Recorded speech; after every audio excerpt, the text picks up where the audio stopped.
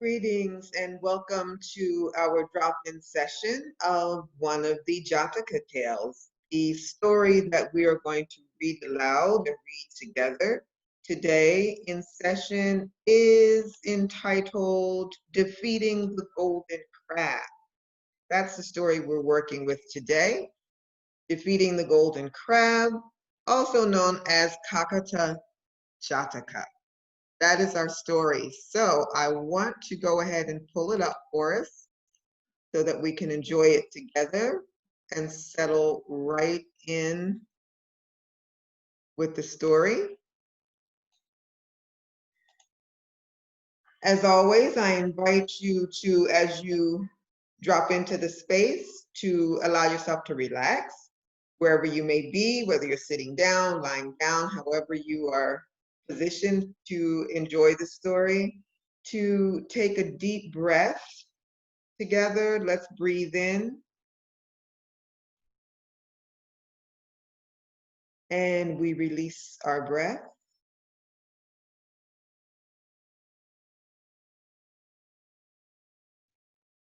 And the reason that we always do that, because we really want to allow ourselves to focus in on this moment, to kind of let go of whatever was going on outside in the outside world before we decided to come together. You are, of course, joining together with others who are reading this story just as you are. And there may even be someone reading the story exactly at the same moment that you are, although they may be a world away from you, but still we are sharing an intention to experience this story together. These stories, the Jataka Tales, they include teachings of the Buddha. They include life lessons that will hopefully be helpful to the reader. And although these stories do highlight an incarnation of the Buddha, the stories themselves, for the most part, are actually derived from tales that were written before the Buddha lived. So the stories themselves predate the Buddha, but they were used as a tool, as a way of furthering the message that you find in the Buddha's teachings. So I hope you will be able to have a positive experience and walk away with some perspective, some gem, some small jewel that you can walk with that will support you in your day-to-day life. So I invite you to always come back to a story, either this story or one of the other stories that are also on the channel, and read the stories from different characters' perspectives, because that will also give you a different perspective on what you are experiencing in the story. And that's the thing that you carry with you as you go into your day-to-day life, that ability to see the things that are happening around you from different perspectives. So our characters in the story today are the Buddha, the landowner husband, the wife, the robber, the young elephant, the elders, the she elephant, and the elephant father. And I invite you at this point to just, if there's any one of those characters that kind of jump out at you, where you say, okay, the elders, that sounds interesting. I think I want to give voice to those characters inside the story, then select that and just have it in your mind as we go forward. And every time you see that character's name, which will also be written in red in the story, then you give voice to those lines. You read that text aloud. Otherwise, you can also read all of the text as the narrator. And if you get to a particular character, like I said, whose name at this point just jumps out at you, then when you read that text, then have that in the back of your mind too, that, okay, that's a perspective that I want to follow. That's a thread that I want to follow throughout the story. Okay, so here we go. It was while staying in Jetavana that the Buddha told this story about a good and courageous woman. A landowner of Savatthi set out on a journey to collect outstanding debts and took his wife with him. While they were traveling, they were attacked by robbers. When the head of the gang saw the beautiful wife, he threatened to kill the landowner and to take the woman away for himself. The wife fell at the robber's feet and cried, "I will never go with you. Killing him would be useless. I would rather kill myself than give myself to you. I beg you to show mercy." The robber listened to her and let them both go. When they got back safely to Savaki, they visited Jetavana to pay their respects to the Buddha. After making their salutations, they sat down at one side. The Buddha asked them where they had been. "We've been on a trip to collect our debts," the husband and wife answered. "Did your journey pass successfully without mishap?" the Buddha asked.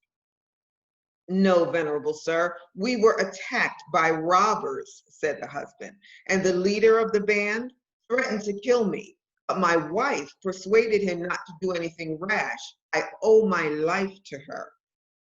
"You are not the only one, layman, whose life she has saved. Long ago, also, she saved someone wise." At the man's request, the Buddha told this story. Long, long ago, when Brahmadatta was reigning in Varanasi, there was a great lake in the Himavat in which lived a golden crab as big as a threshing floor.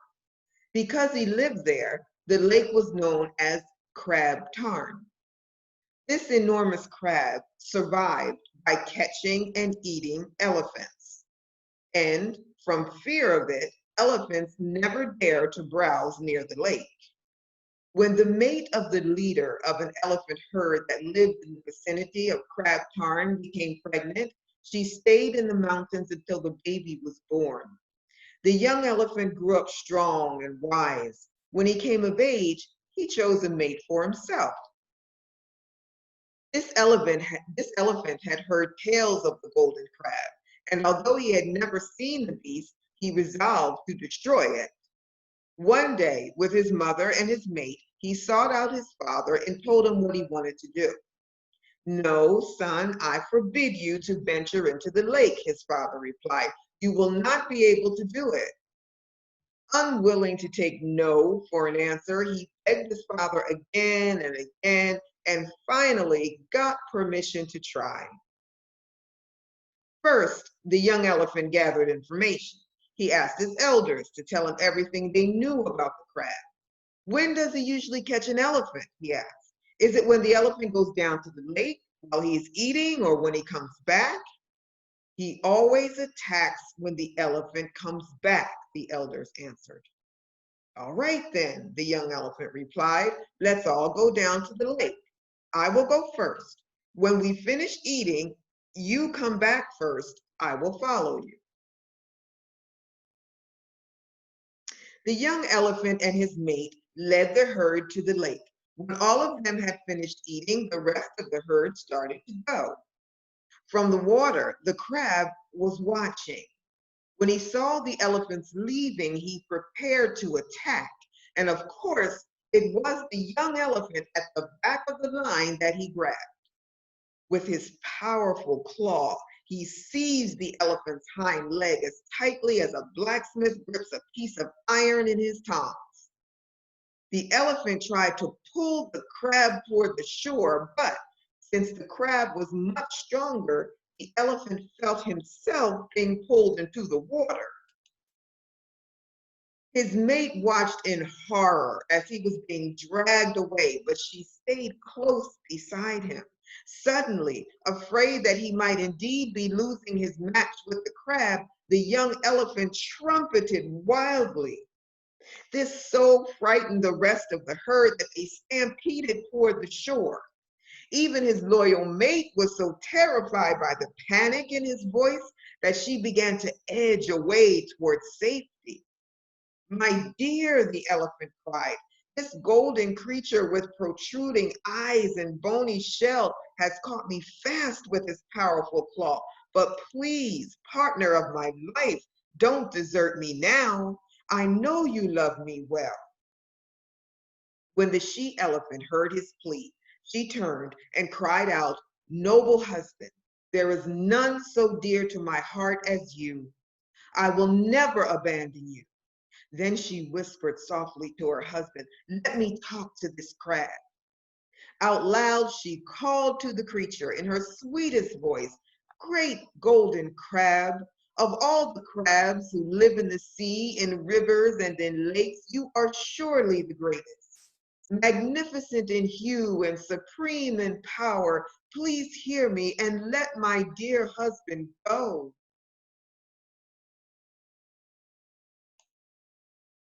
The crab was so touched by the beauty of her voice and the gentle pleading of such a mate that he forgot himself for just a moment and relaxed his grip on the elephant's hind leg.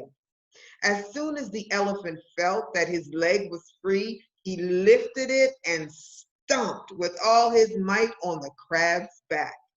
With a thundering crack, the crab's shell split and his eyes popped out of his head. Lifting his trunk jubilantly, the young elephant trumpeted a cry of victory. Instantly, the whole herd turned and rushed back.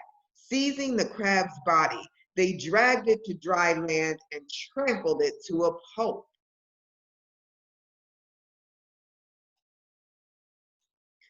Overjoyed that the monstrous crab would terrorize them no more, the elephant herd returned to the jungle, leaving the two enormous claws lying on the ground next to the smashed body. Crab Tarn was near the great Ganga, and every year when the river flooded, the two bodies of water were joined.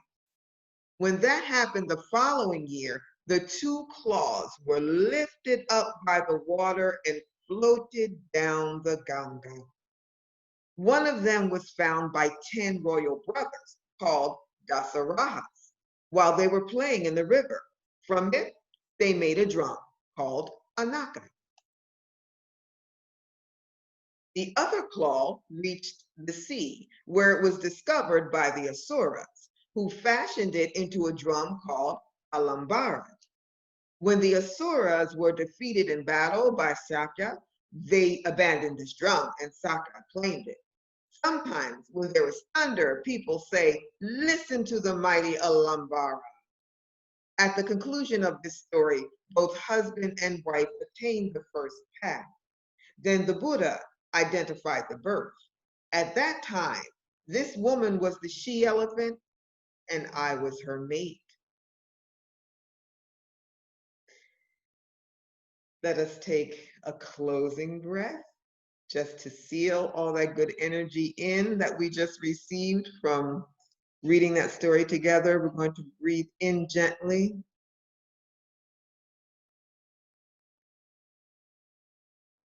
and breathe out.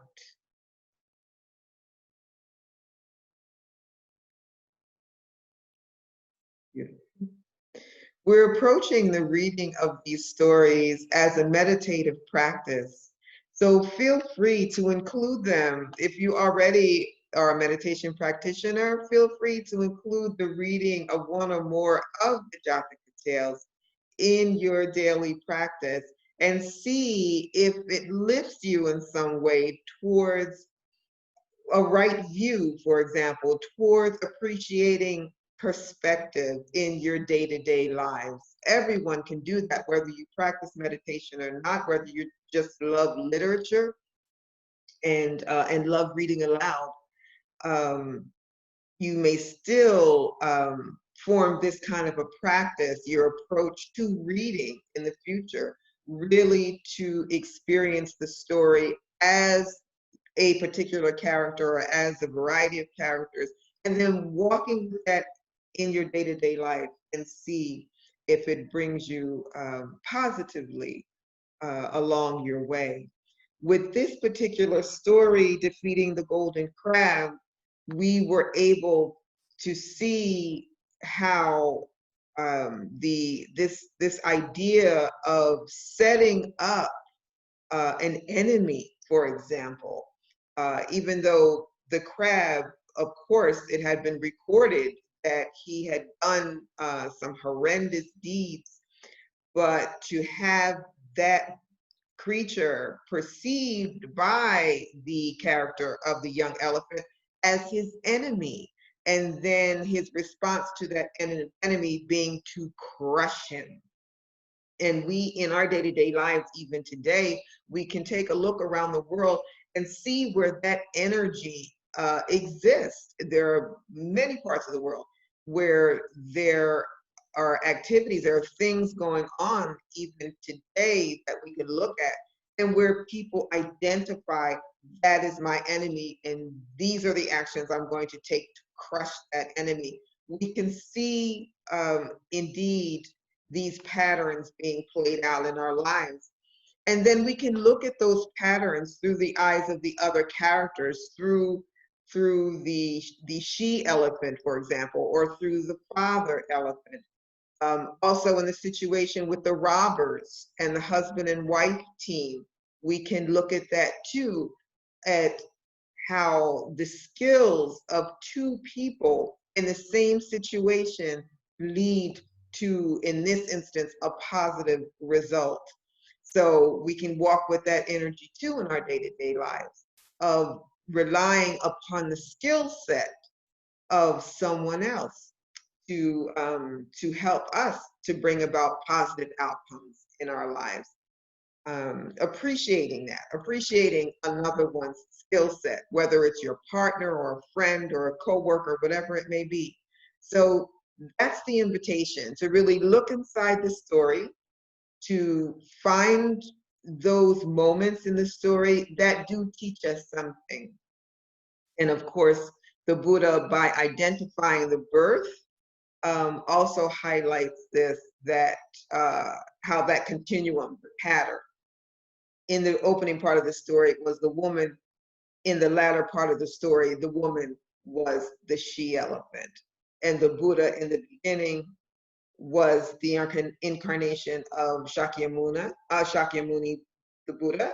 And by the end of the story was the mate, was the elephant, the mate of the she elephant.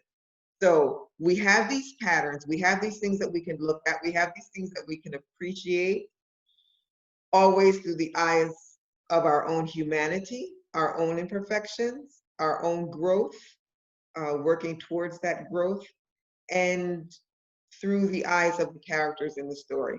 So I thank you for dropping in for this session, and I look forward to reading with you again for the next story. Feel free to also drop into the other stories on the channel and take a look and see what perspectives you see there and what lessons you can take with you back into the world to walk with. So be well, please be safe, be healthy. I encourage you to have the thoughts of healing for one another, for each of us, as we go forward, so that we can continue to learn and to grow and to share. Thank you. Peace and blessings.